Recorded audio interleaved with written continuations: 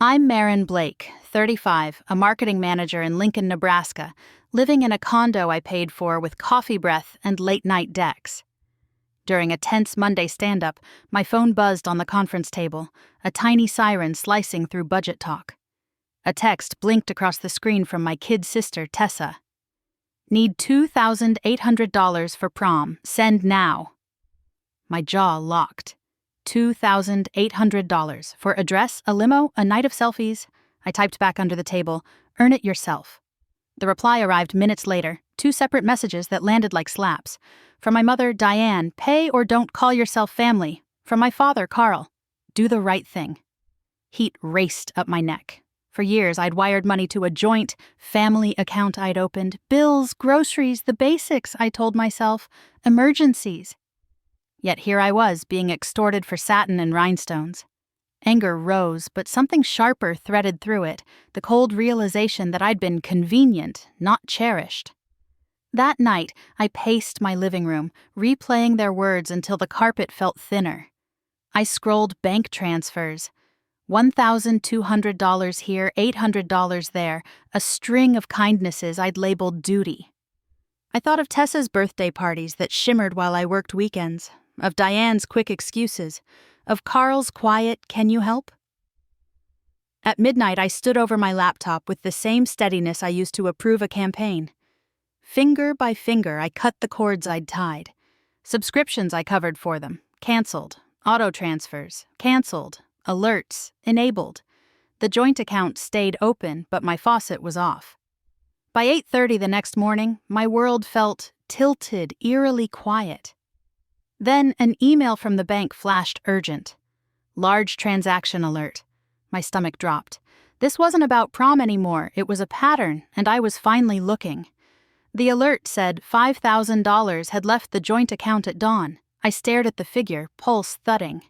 Rent money for them? Or another whim? Either way, it had my name on it. I needed facts, not guilt. I walked 2 doors down to legal, knocked on Ellen Ward's office. She'd left for law school and come back sharper. "Quick favor?" I asked, voice steady.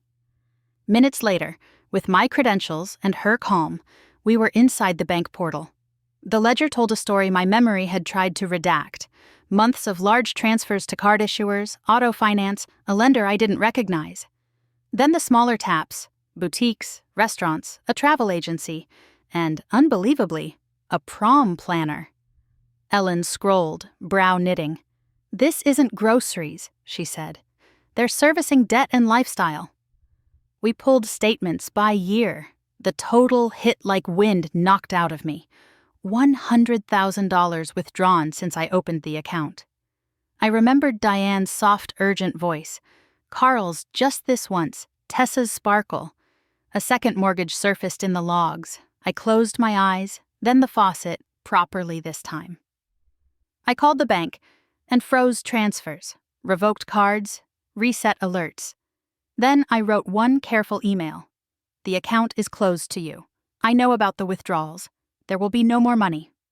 Phones detonated. Tessa first, outraged and breathless. "You can't do this. We need it." "For what, another dress?" I asked. She hung up with a strangled sound. Diane texted paragraphs about survival. Carl sent a single line. "Think about what you're doing to us." I did, then I chose myself. I printed everything. Tomorrow I'd bring the statements to their house. I drove to their split level at noon with a folder under my arm and the brittle calm of a sleepless night. Diane sat on the couch. Carl hovered by the window. Tessa scrolled. I laid the statements on the coffee table. "I know about the second mortgage," I said. "About the cards. About the prom planner." Diane's mouth pinched. "You don't air family business?" "You made it my business when you spent my income," I answered. Carl bristled. "We were drowning. You were supposed to help." "I did help," I said, tapping the totals.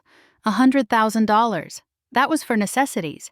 You used it to postpone consequences and pad Tessa in silk." Tessa finally looked up, cheeks hot. "I didn't ask you to open that account."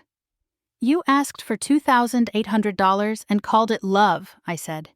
"Love is not a wire transfer." Voices rose, then broke. They demanded, defended, deflected. I didn't shout back. I gathered the pages and stood. Here's the boundary. No more money. If you want my presence, it has to be without invoices. Diane blinked, but no apology came. Carl said, "Then we're finished." I nodded. "If that's your choice." I left, blocked numbers in the driveway, and sat until my pulse slowed. Weeks passed. A cousin texted, bankruptcy filed, house listed, Tessa took a retail job. I felt grief and oxygen. I met with Ellen, closed every loophole, built a budget with my future at the center. Therapy helped me unhook guilt from duty. When spring came, I donated the gown I once bought for a gala. A girl choosing thrift twirled in it, laughing. That joy, that was the right thing.